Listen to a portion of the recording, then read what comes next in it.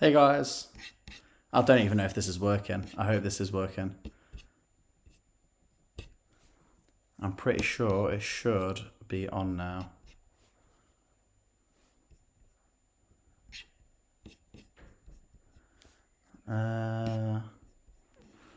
Hey guys, I see a lot of hellos in the chat, so I'm hoping that this is actually loaded and it is working.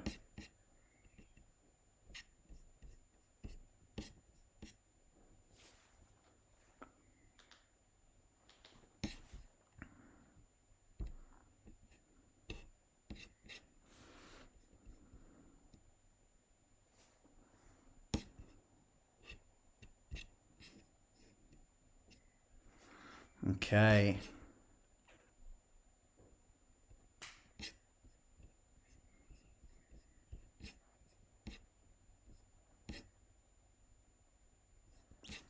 I don't know if this is it that one?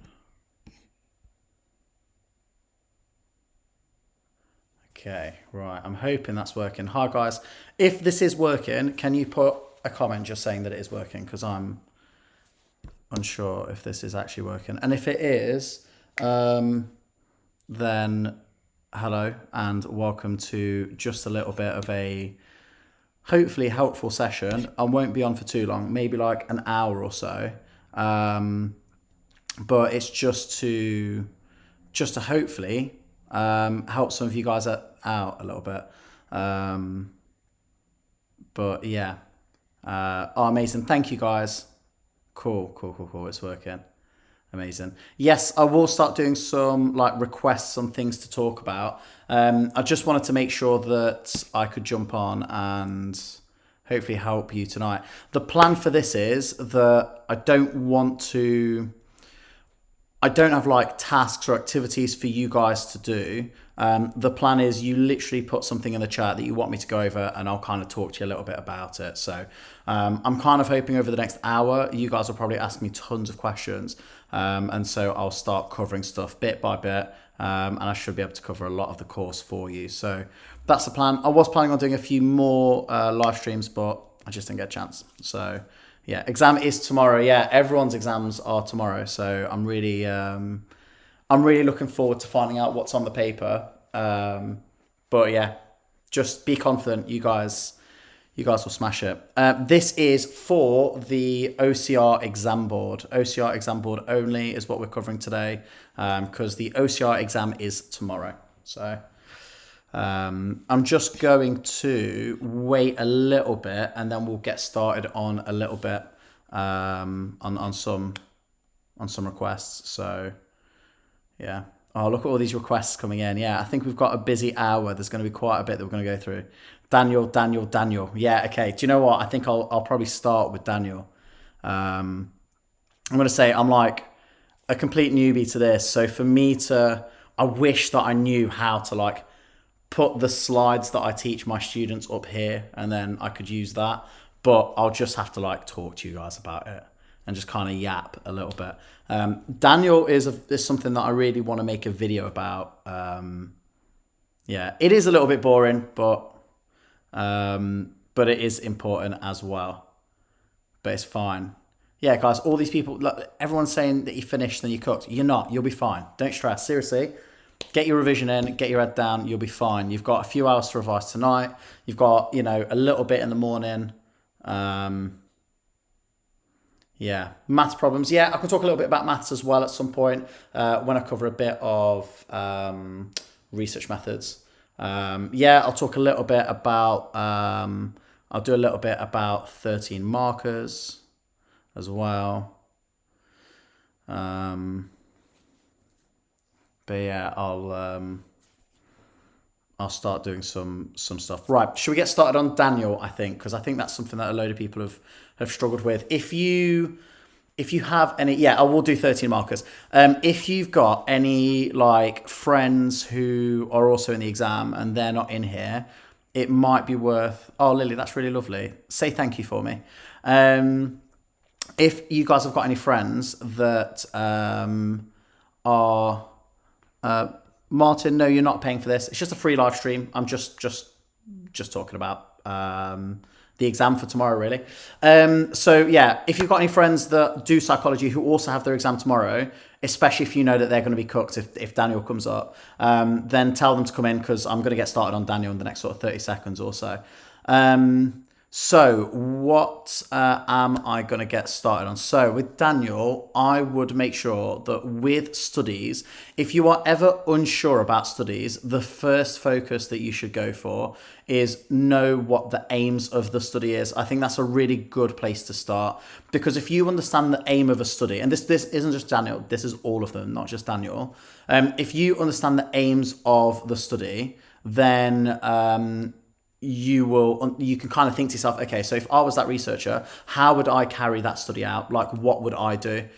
So in the case of Daniel, the whole point of it was to try and investigate if there is some sort of relationship. But and by the way, just quickly, sorry, I'm pausing halfway through, but I would have like a pen and paper out. I'd be having some notes out. I'm going to be trying to talk kind of slowly, so you've got time to make notes.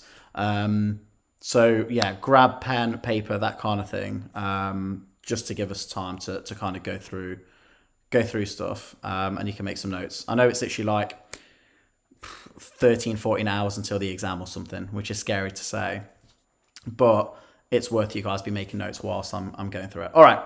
So, and yeah, sorry, Isabel, can you go over applications for research and psychological problems? Yeah, I can do all that as well. So I'm really hoping... Heaven could be considered a correlational study, absolutely. Right, so Daniel, sorry, I'm going to keep getting sidetracked. The aim of the research was to see if there is some sort of link between sort of parts of the brain and schizophrenia. So is there some sort of on my screen I've frozen, but I don't know if I've actually frozen or what. I don't know if I've actually frozen. Can someone tell me if I've frozen or not? Or maybe it's just my screen being silly. Who knows? I don't know if it's frozen. Oh, I have frozen. No. Why? I'm back. Am I back? I don't know why that's happened then. But luckily, it froze on mine as well. So then... that way, hello, I'm back. So that way I know that I've frozen. All right, cool. So for Daniel, we wanted to figure out if there was some sort of, I don't want to use the word relationship necessarily, but do parts of the brain affect schizophrenia? And if so, do people with schizophrenia have problems with what we call cognitive ability? So cognitive ability is another word for like thinking. So if you ever see the word cognitive, you think about it's about thinking, right? So also Piaget, cognitive development, it's about thinking. The word cognitive just means thinking. So in order to investigate this, Daniel did a little test and wanted to see specifically if the prefrontal cortex, if having lower activity in the prefrontal cortex can lead to problems with thinking. And if it does lead to problems with thinking, then we can assume that that might have a link with one of the big symptoms of schizophrenia, which is what? Can anyone tell me what the symptom of schizophrenia is that has to do with thinking? There's a symptom that people with schizophrenia develop, and it's all to do with thinking. It's one of the big symptoms. Does anyone know what the symptom is? That people with schizophrenia develop. Does anyone know? I wasn't planning on doing this as like a little bit of a Q&A, and I ask you guys and then you answer kind of thing, but what's it? Has it? Yeah, delusions. That's it. Delusions. You're right. Okay. So delusions are, So hallucinations are where you see or hear things that aren't there. Delusions are actual thoughts. So when you think something that isn't real. So for example, I think that someone is after me. That would be a delusion, right? So with, so there's some really good symptoms coming in. So it looks like you guys, you've got the symptoms down, but yeah, it is delusions. Okay. So basically, Daniel wanted to show, right, so if we can prove that people with schizophrenia have got low activity in the prefrontal cortex, and these people also have problems with their thinking ability, then that means that we can possibly create a bit of a link there and say that that low activity in the prefrontal cortex has been caused by people by the schizophrenic symptoms, okay, by the delusions, okay. So the low activity is caused by the symptoms, caused by the delusions, which we can try and hopefully test by doing some sort of task, okay. So what do they do? Well, they use something called the Wisconsin card sorting task to try and investigate cognitive ability. At the moment, by the way, I'm just talking you through the background, the materials, the aims. I'm not doing the method yet, so please don't stress. I'm like giving you the introductory kind of information, the little kind of snippets of information, but I'm not giving you the actual method yet. We're going to get to the method first, okay? So they did something called the Wisconsin card sorting task. Now you can Google what this looks like, the Wisconsin card sorting task. In the exam, if you just said the WCST, then that would be fine. Like it wouldn't be the end of the world. But ideally, you'd say Wisconsin card sorting task. Yeah, by the way, I'll gladly do Cooper Mackey. I'll do ISENC later. Don't stress. I'm going to be here for maybe an hour roughly. But yeah, we'll watch it. Right. So let's talk about this procedure. So Daniel took 10 participants, 10 schizophrenic patients. And before the start of the study, he put them on something called haloperidol, which is like a stabilizing drug. It basically tried to control the level of schizophrenia that people have in a way. But it ended up being an extraneous variable. We'll talk about the criticisms a little bit later on. Yeah, I'll do different types of validity and reliability, no problem. I'll do that a little bit later on. So he ended up with causing a bit of a problem with that. But anyway, we'll talk about criticisms later on. So 6-week course of something called haloperidol. That's kind of the start of the study. Then, and I'm going to pause for a sec because I don't know if some of you guys are like writing and maybe I'm talking too fast. Who knows? Oh, I don't know why I keep freezing today. I don't know if you guys can hear me, but I do keep freezing for some reason. I don't really know why. I wonder what's causing me to freeze all the time.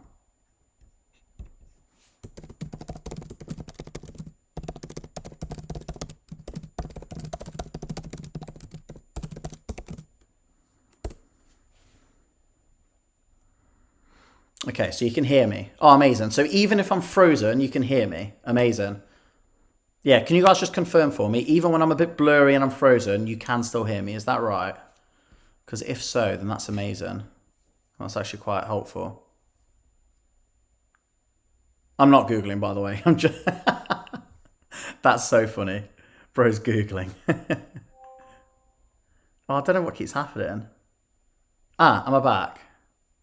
Yeah, it was aggressive typing. I was typing in the chat. That's so funny. I might restart the stream. I don't know why it's freezing quite bad. I'm back. I'm back for a bit, but I don't really know what happened. I don't know if it's my phone. Maybe my phone's going a bit weird. Right. There you go. It's unfrozen. Martin, thank you. Martin said unfreeze now, and then it unfroze. So that's... Can everyone say thanks to Martin, please? That was all Martin. Okay. So let's carry on. So method.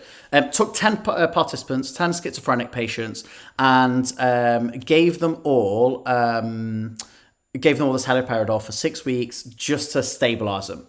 Then they did what's called a double-blind experiment. And what that means is that the researchers didn't know which group got given what stuff. We haven't talked about the stuff yet, but which group got given which stuff. So what did they do? Well, they split the 10 patients into 2 groups of 5. So 5 went over here, 5 went over here.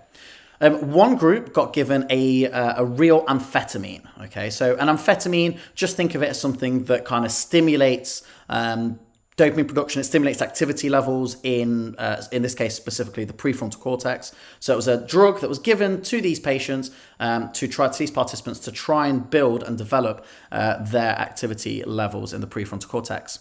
The other group was the placebo group. A placebo is just the medication was called haloperidol. Halo. I'll write it in the thing. Haloperidol. Like that. I've typed it in the chat. So the placebo then was the other group, and placebo is just a fake drug. So it could be like a sugar pill. It could just be like just something that has no effect, basically. And that's it. So two groups. One was haloperidol. Haloperidol, what am I about? One was a placebo, which was a fake drug, and one was an amphetamine, which was the real drug. And 5 participants got one, 5 got the other. Whilst they were on these drugs, they had to do something called a SPECT scan. You do not need to know the ins and outs of a SPECT scan at all. You just need to know that they got a SPECT scan. It's just a type of brain scan. It measures the brain activity in their brains, right? And they also did something called the Wisconsin card sorting task. You can Google it to have a look and see what it looks like, but you don't need to know the ins and outs of the Wisconsin card sorting task. Just know that it's a cognitive task. That means it's a task that affects their thinking ability. So their thinking ability. Okay. I'll pause for a sec actually, just to let you guys write a little bit for some of you guys that are writing. The amphetamine was not called haloperidol. The stabilizing drug was called haloperidol. The amphetamine, just call it the amphetamine. That's it. That's all you need to know. Don't stress about what it's called. Okay. So you definitely do need to know the name of the scan. It is a SPECT scan. That's SPECT, capitals, SPECT scan. But you do not need to know anything else specifically. Okay, so you don't need to know how it works or anything like that. Okay.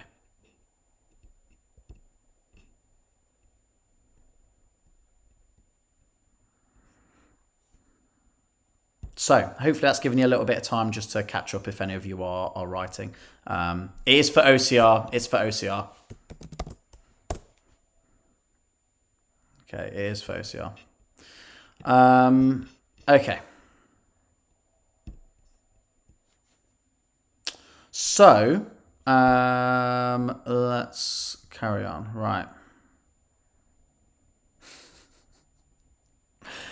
Okay.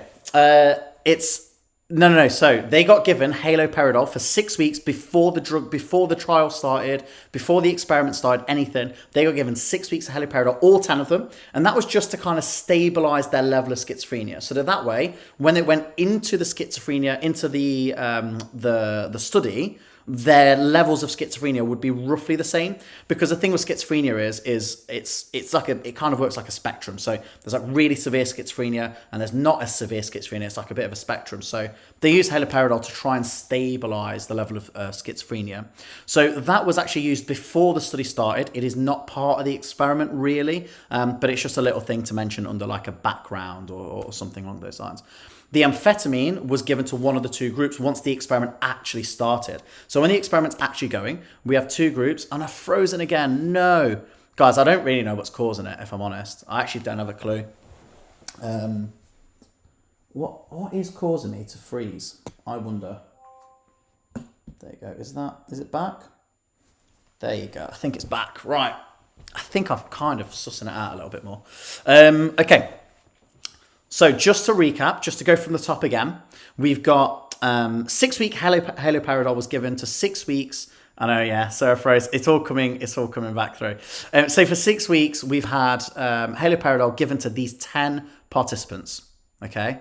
Then the participants were split into 2 groups. Okay. And by the way, this bit was only done for 2 days. This next bit that I'm about to talk about was just 2 days. Day 1. And then day 2, which I'll talk to you about in a sec. So these 10 participants were given either the amphetamine or the placebo. Okay, so we're given either the amphetamine or the placebo. Okay. Oh my God, that's so funny.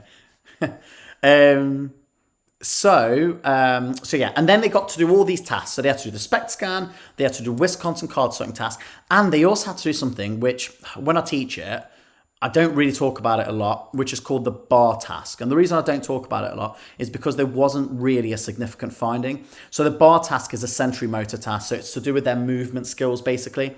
And from the results, they didn't really find many, if any, significant results from the bar task. So when I teach it, I always say to try and focus on the results from the Wisconsin card sorting task. So picture the scene. You're a psychologist. You've got 10 schizophrenics in front of you. You split half of them. So half of them you go off with, you send them off with a placebo. Half of them you send off with an amphetamine. You get all of them to do the SPECT scan, to the Wisconsin card sorting task, and to the bar task. We measure the results. And then the next day, tomorrow, we swap the groups over. So the 5 that did amphetamine on day 1 get a placebo on day 2. The half that had the placebo on day 1, they get the amphetamine on day 2. Okay, so hopefully that kind of makes sense as the method. I'm hoping that helps a little bit.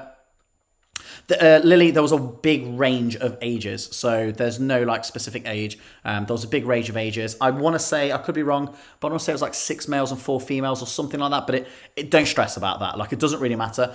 They were all from the USA, so I'd use that as a bit of a criticism when talking about culture bias. So they're all from the USA, for example. Okay. So, does anyone have any questions at the moment? Any questions at the moment? Anything we're not sure about?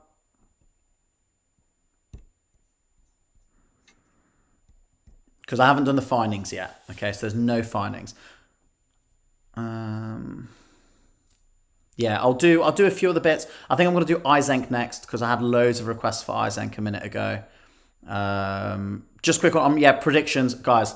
I had a few comments on this. No predictions. You can't do any predictions. Hi, Milo.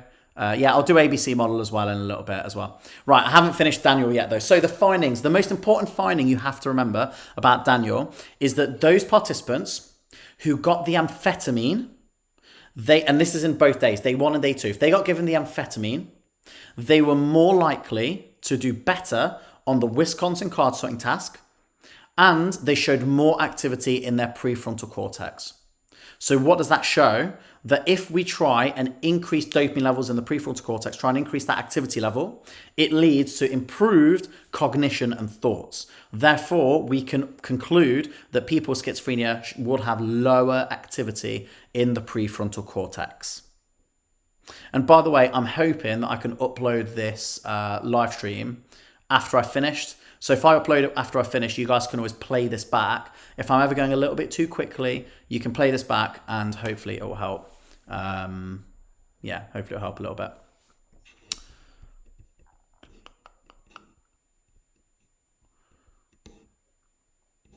Good question. Where in America? I actually don't know where in America. Don't worry about specifically where. I actually say to my students, if you can remember, so for example, Bickman was in New York, Cooper and Mackey in New Jersey. If you can remember, great, that sounds brilliant. But if not, you would still get the marks for saying USA. Sorry, I actually saw a question earlier. Someone asked something about, yeah, Lily, I will repeat that, bear with me. Someone said something about, oh, I've heard you don't get any marks for culture bias. No, you definitely do get marks for culture bias, but the marks for culture bias are, it's weak unless you are being specific to where it's from. But saying USA is fine. Saying Switzerland, Geneva for a Piaget is fine. You'll get those marks like that. Just quickly, just so I can repeat what I just said, the main result that we need to remember from Daniel's study is that the participants who got given the amphetamine, they were found to have higher levels of activity in the prefrontal cortex. That was what the SPECT scan showed. So the brain scan, that showed higher levels of activity in the prefrontal cortex. And that basically shows that people with schizophrenia, they got better scores on the Wisconsin card sorting task as well, which is a cognitive task. That means it's a task to do with thinking. Okay.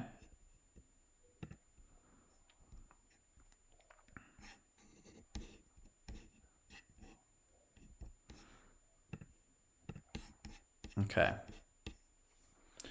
I have not done Blackwell yet. Don't worry. I am going to do Blackwell in a second. Okay.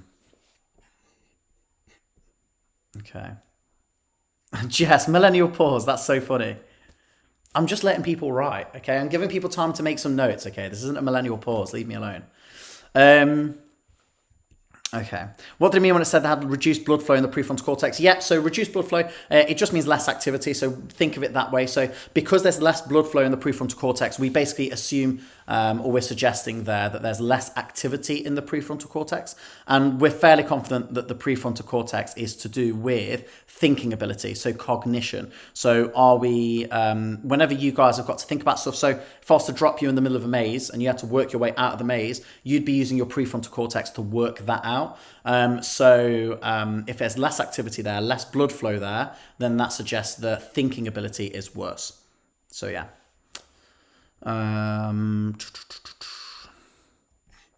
Let's have a look. I will talk about 13 markers at some point. I think I'm going to do, well, I'm going to criticize Daniel first, do criticisms of Daniel, and then I'm going to do Eisenk, because I think that's something that loads of people struggle with.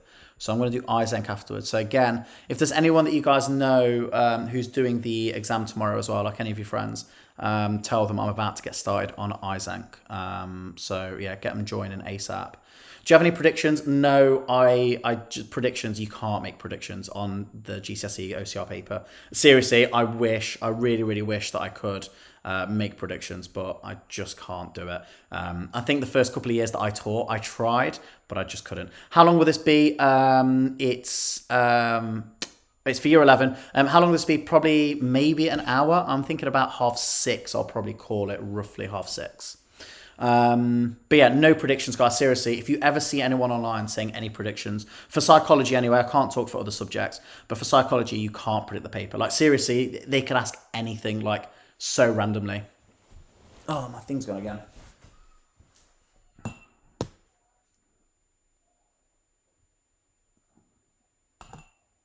Bear with me, guys. I'm just trying to sort my, there you go. Right. Just trying to sort my camera out. That keeps happening, which is really annoying. My camera keeps freezing or keeps going off, which is actually really, really annoying. No, don't fall off. Sorry, guys, technical problems. This is a proper millennial pause, this is. This is what a proper millennial pause looks like.